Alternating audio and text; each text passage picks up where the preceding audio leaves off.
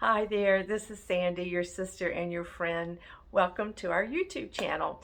I'd like to thank all of my subscribers and any of you who've been listening to the videos and as I've been exploring the goodness of our Father and our oneness with Him. It's been 6 months, about 6 months since I started my very first videos to record my experiences. And I have to tell you, this has been the most transformational time of my life. This path to awareness has really changed everything in my life for the good. So I want to tell you that no matter how old you are and no matter what you have believed in the past, that today you can align your life with the abundant life that God has in store for you. And it only takes believing that you can do anything, which brings us to today's question. Are all things really possible for me if I just believe? And this question comes from the story of about a little boy whose father brought him to Jesus to cast out a demon. And this story is recorded in Mark 9, verses of 14 through 27. I'm sorry I didn't give you a heads up about that. I'm going to read it from a piece of paper because it's the Berean Study Bible translation. I don't have that Bible as a hard copy or as a book. So anyway, I'm just going to read it to you here. It says, when they returned to the other disciples, they saw a large crowd around them and scribes arguing with them. As soon as all the people saw Jesus, they were filled with awe and ran to greet him. What are you disputing with them? He asked. Someone in the crowd replied, Teacher, I brought you my son who has a spirit that makes him mute. Whenever it seizes him, it throws him to the ground. He foams at the mouth, gnashes his teeth, and becomes rigid. I asked your disciples to drive it out, but they were unable. Oh, unbelieving generation, Jesus replied, how long must I remain with you? How long must I put up with you? Bring the boy to me. So they brought him, and seeing Jesus, the spirit immediately threw the boy into a convulsion. He fell to the ground and rolled around, foaming at the mouth. Jesus asked the boy's father, how long has this been with him? From childhood, he said. It often throws him into the fire or into the water, trying to kill him. But if you can do anything, have compassion on us and help us. If you can, echoed Jesus. All things are possible to him who believes. Immediately the boy's father cried out, I do believe. Help my unbelief. When Jesus saw that a crowd had come running, he rebuked the unclean spirit. You deaf and mute spirit, he said, I command you to come out and never enter him again. After shrieking and convulsing him violently, the spirit came out. The boy became like a corpse, so that many said, he is dead. But Jesus took him by the hand and helped him up to his feet, and he stood up. Um, so that's the story in Mark. And this story, as you can tell, is all about belief. Jesus never doubted that he would be able to cast out this unclean spirit. He knew that he could save this little boy in spite of the disciples' failure to be able to save him. So what was the difference? Well, Jesus gives us the answer to that. When he was told that the disciples had failed to cast out the spirit, he called them a faithless or unbelieving race of men. So why didn't the disciples believe? Were they frightened when they saw what this unclean spirit could do to this little boy? Did they get nervous because there were crowds of people around them? Why were they arguing with the scribes? Well, we're not given any of these answers, but we are given their later conversation in private with Jesus that's recorded for us in Matthew 17, verses 19 and 20. It reads this way. It says, afterward, the disciples came to Jesus privately and asked, why couldn't we drive it out? Because you have so little faith, he answered. For truly I tell you, if you have the faith the size of a mustard seed, you can say to this mountain, move from here to there, and it will move. Nothing will be impossible for you. Wow. So Jesus said that with just a little faith, nothing is impossible. Their faith was the issue, not their inability to heal this boy or even to move a mountain. They were already equipped by God to do whatever they set their minds and hearts to. They weren't lacking anything because they were one with the creator of the universe, and we are as well. Being one with God takes us from trying to follow a moral code of commandments from the first covenant that has passed away to knowing that we get to determine our own lives in the second covenant, which is everlasting. We're transformed from a superficial life to a life of awareness. We are the temple of God, so divinity actually lives within us. And this kind of a knowing experience empowers us to create the life that we want.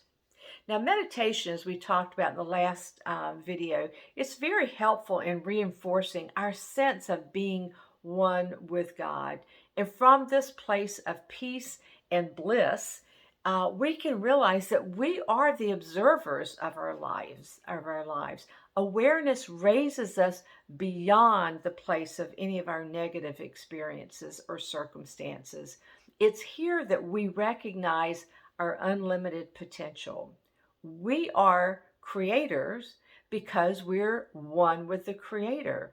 There's nothing too hard for us. We have the power to change the world. Well, you may be saying, how can I change the world? I can't seem to even change my own life. I think I'm stuck. Well, honey, you've just got the wrong mindset. I'm not telling you this to condemn you by any means, but to free you from being stuck. You've been told that you've been separated from God, that He's angry with you. You think that you need to stop sinning in order to appease Him. And even then, you can't be sure if He's going to accept you and welcome you into His heaven. Just stop believing what you've been told. He is a very good Father. And let's look at the truth for yourself. You have never been separated from your Creator. You have always been one with the source of life, and you always will be. In fact, your next breath comes from God. You live and move and have your being inside Christ consciousness even before you become aware of your oneness with the source of life.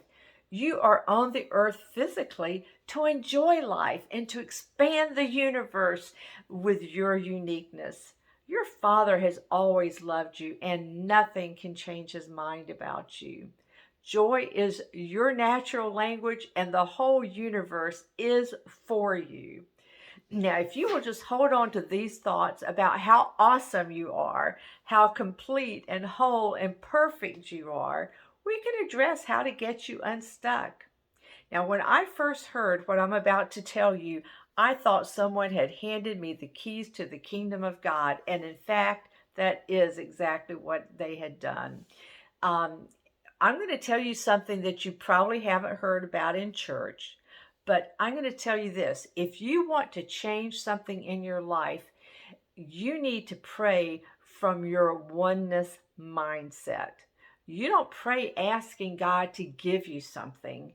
Remember, you're one with the source of all things, and you have all things pertaining to life and godliness.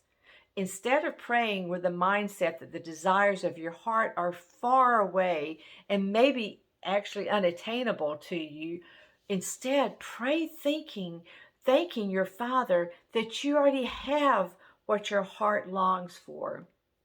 Imagine that you have what you want and you will have it.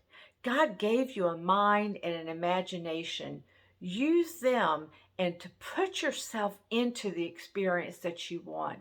This works for every desire of your life. For instance, do you want a husband or a wife?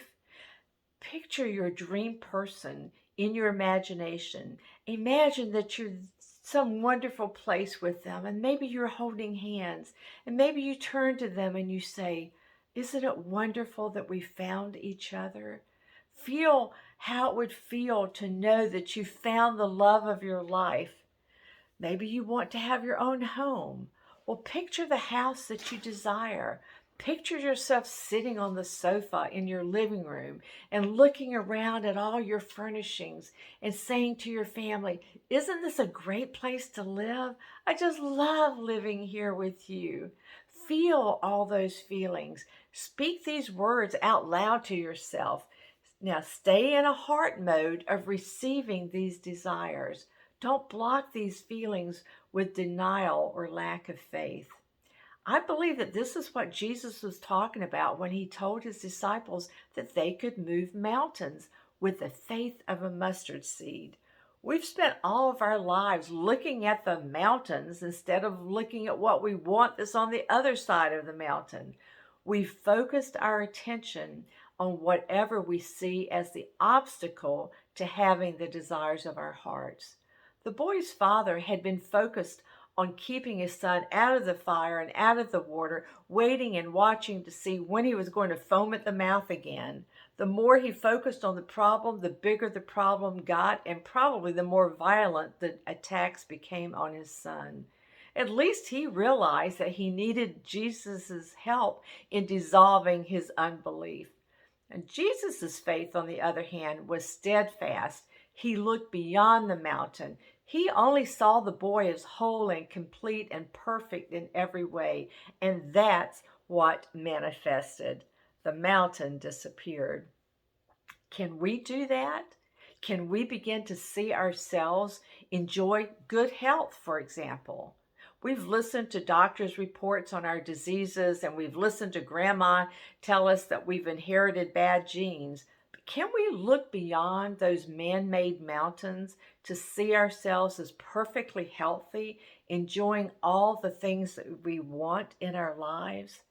I know that this is counterintuitive and opposite of everything that you've been told, but just relax.